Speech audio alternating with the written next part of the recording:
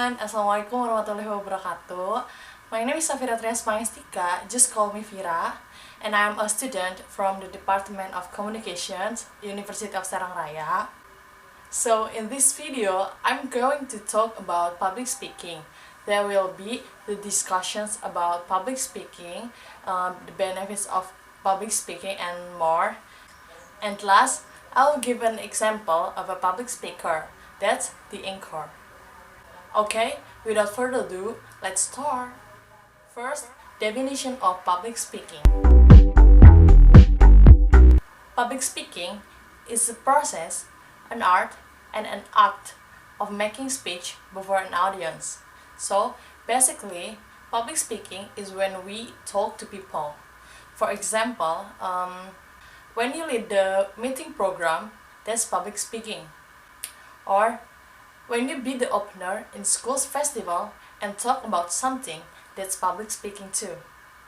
Next, the benefits of public speaking. There's a lot of benefits of public speaking.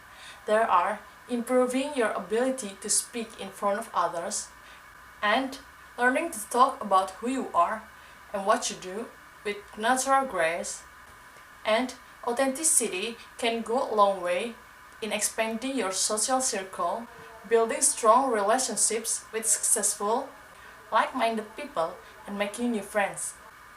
And next, other personal benefits of public speaking include increased self-confidence, improved communication skills, increased organizational skill, greater social influence, enhanced ability to listen, greater possibility of meeting new people, lesser anxiety and fear when speaking in front of others, improved memory, enhanced persuasion ability, and greater control over emotions and body language. And next, there are 4 types of public speaking. First, ceremonial. Second, demonstrative. Third, informative. And fourth, persuasive. Ceremonial speaking. Most people will give some sort of ceremonial speech during their lifetime. These speeches mark special occasions. They are common at weddings, graduations, and funerals. Ceremonial speaking typically involves a toast and is personal with an intimate, emotional connections to people hearing it. Next, demonstrative speaking. Science demonstrations and role-playing are types of demonstrative speaking. This type of public speaking requires being able to speak clearly and concisely, to describe actions and to perform those actions while speaking. A demonstrative speaker may explain the process behind generating power while cycling to power a toaster, for example. The idea behind demonstrative speaking is that the audience members live with the knowledge about how to do something. Next, informative speaking. With informative speaking, the speaker is trying simply to explain a concept to the audience members. College lecture courses involve informative speaking, as do industry conferences and public officials sharing vital information. In this type of speaking, the information is what is important. The speaker is not trying to get others to agree with him or to show them how to do something for themselves. Rather, he is disseminating vital information. And last, persuasive speaking. Persuasive speaking tends to be the most glitzy. Politicians, lawyers, and clergy members use persuasive speaking. This type of speaking requires practicing voice inflections and nuances of language that will convince the audience members of a certain viewpoint. The persuasive speaker has a stake in outcome of the speech. Politicians, for instance, may want votes or a groundswell of support for a pet project, while lawyers are trying to convince a jury of their position, and clergy members are trying to win others over to their faith. The persuasive speaker uses emotional appeals and strong language in speeches. Okay, that's it. And now we're gonna watching an example of a public speaker. That's the anchor. Here we go.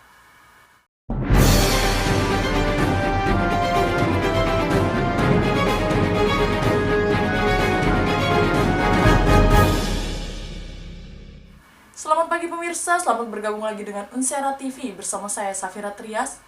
Dalam 30 menit ke depan kami akan memberikan sejumlah berita-berita terhangat. Di antaranya adalah harga emas hari ini 30 Juli naik ke 1.016 juta rupiah per gram. BRI dan Mandiri salurkan kredit 41,3 triliun rupiah dari celengan negara. 5 negara kembali lockdown karena corona melonjak. Baiklah pemirsa, inilah informasi selengkapnya. 5 negara kembali lockdown karena corona melonjak. Sejumlah negara memutuskan kembali melakukan lockdown setelah menemukan lonjakan penularan baru virus corona. Penularan COVID-19 masih menjadi ancaman dunia, meski tren penularan virus serupa SARS itu beranjak menurun di beberapa negara dan kawasan. Meski banyak negara telah mulai melonggarkan kebijakan pembatasan pergerakan dan kembali membuka kegiatan perekonomian serta bisnis secara bertahap, 5 negara ini memilih menutup diri dan menerapkan penguncian wilayah atau lockdown setelah kembali mendeteksi penyebaran virus corona.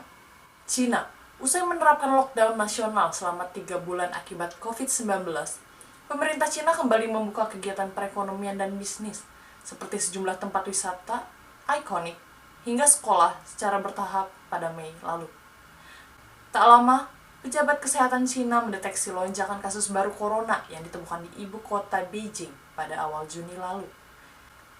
Cina lantas memutuskan menerapkan lockdown di sebagian wilayah Beijing setelah ratusan virus corona baru terdeteksi kembali muncul di area pasar tradisional ibu kota. Lonjakan kasus itu berasal dari pasar grosir Xinfadi. Klaster di pasar itu terjadi setelah 3 pedagang dan 2 pengunjung pasar dinyatakan positif corona. Rabu kemarin, pihak berwenang Cina juga kembali melaporkan lonjakan kasus virus corona baru, yakni 101 infeksi. Dari kasus-kasus baru ini, 98 diantaranya merupakan infeksi lokal di sebagian besar wilayah barat laut Xinjiang. Ini merupakan perhitungan harian tertinggi kasus baru sejak 13 April lalu dengan 108 terkonfirmasi. Pihak berwenang setempat memusatkan perhatian pada klaster baru yang muncul pekan lalu di sebuah pabrik pengolahan makanan di Dalian, Provinsi Liaoning. Para pejabat mengatakan para pekerja di sana menangani pengemasan makanan laut impor yang terkontaminasi virus. Dalam sepekan terakhir, 52 kasus terkonfirmasi di Dalian dan 30 diantaranya merupakan karyawan di pabrik tersebut. Berdasarkan statistik Worldmeter hingga Kamis 23 Juli, Cina tercatat memiliki 84.060 kasus COVID-19 dengan 4.634 kematian. Malaysia. Pemerintah Malaysia berencana menerapkan kembali kebijakan penguncian wilayah jika kasus baru virus corona melonjak hingga 100 pasien per hari. Malaysia saat ini tengah berada dalam tahap pemulihan dan sudah tak menerapkan perintah pengawasan pergerakan atau MCO ketat. Hampir seluruh kegiatan bisnis dan ekonomi telah berjalan kembali dengan tetap menerapkan protokol kesehatan ketat. Namun, pihak berwenang Malaysia kembali mendeteksi lonjakan kasus corona baru dalam beberapa pekan terakhir. Pada Selasa 28 Juli, Malaysia mencatat 38 kasus baru, di mana 28 infeksi diantaranya merupakan penularan lokal. Puluhan kasus baru corona juga ditemukan setiap harinya dalam sepekan terakhir. Penemuan kasus baru ini muncul setelah Kementerian Kesehatan sempat mengumumkan 0 kasus corona baru pada 1 Juli lalu untuk pertama kalinya sejak Maret. Hingga kini Malaysia memiliki 8.956 kasus corona dan 124 kematian. Vietnam. Pemerintah Vietnam memutuskan menutup atau lockdown kota ketiga terbesar di negara itu, Da Nang, selama 2 pekan setelah terjadi penularan virus corona atau COVID-19 terhadap 15 orang. Kasus infeksi COVID-19 di Danang dilaporkan terjadi secara lokal. Penyebaran itu terdeteksi setelah selama 3 bulan tidak ada penambahan kasus di Vietnam. Menurut data, 15 orang positif COVID-19 adalah pasien dan petugas kesehatan di rumah sakit Danang. Pemerintah Vietnam menutup sementara seluruh tempat usaha di Danang dan menerapkan kebijakan jaga jarak. Hingga Kamis 30 Juli, Vietnam memiliki 459 kasus COVID-19 dan nihil kematian. Australia. Serupa dengan Cina, Australia memutuskan mengisolasi negara bagian Victoria setelah menemukan lonjakan kasus corona baru hingga mencapai 3 digit infeksi per hari pada awal Juli lalu.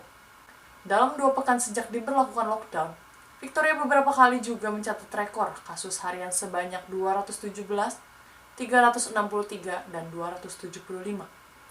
Australia juga menerapkan lockdown terhadap ibu kota Victoria, Melbourne, selama 6 pekan demi mengendalikan virus corona yang melonjak lagi di wilayah tersebut. Pemerintahan Perdana Menteri Scott Morrison bahkan mengerahkan personil militer dan polisi untuk menjaga perbatasan negara bagian Victoria dan memastikan warga tetap tinggal di rumah selama masa isolasi. Australia bahkan melaporkan rekor infeksi corona baru sebanyak 502 kasus dalam sehari pada Rabu 22 Juli. Sebanyak 484 kasus dari total 502 infeksi corona baru itu terdapat di Victoria. Dengan begitu, saat ini ada lebih dari 3.408 kasus corona aktif dan 44 kematian di Victoria. Pemirsa, informasi tadi sekaligus menutup perjumpaan kita kali ini. Saya, Safia Tres, beserta kerabat kerja yang bertugas mengucapkan terima kasih atas perhatian Anda. Salam Unsera TV.